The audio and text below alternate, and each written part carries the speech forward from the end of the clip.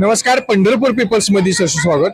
शिवसेना शिंदे गटाचे शहराध्यक्ष यांनी काही दिवसा अगोदर श्री विठ्ठल रुक्मिणी मंदिर समितीला मागणी केली की मागची तुम्ही स्क्रीन बघू शकताय, ती स्क्रीन बंद पडलेली होती, ती सुरू करण्यात यावी. एकंदरीत त्यांच्या मागणीला आज यश आलेलं आहे आणि आषाढी वारीच्या टायमाला पंढरपूरच्या दौऱ्यावर राज्याचे उपमुख्यमंत्री एकनाथजी शिंदे साहेब यांना त्यांनी निवेदन दिलं की श्री विठ्ठल रुक्मिणी मंदिर समिती बरखास्त करण्यात यावी. आपण याबाबत शिंदे गटाचे शहराध्यक्ष यांच्याशी बोलणार आहोत. काय सांगताल, तुमच्यामुळे एलईडी स्क्रीन हे सुरू झालेली आहे, काही महिन्या अगोदर बंद होत.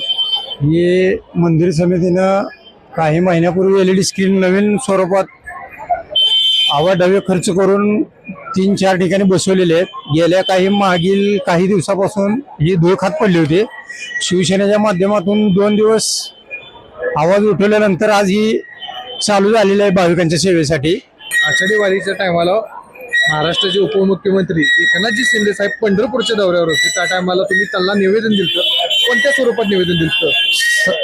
आमचे शिवसेनेचे मुख्य नेते शिंदे साहेब वारीच्या देखरेखीसाठी आले असता त्यांना मी जी मंदिर समिती आत्ता जी आहे ही गेल्या मागील 10 वर्षापासून जसं काय खुर्चीला मंगळा चिटकल्यानेच बसलेली आहे, ती बरखास्तीची मी मागणी केली आहे.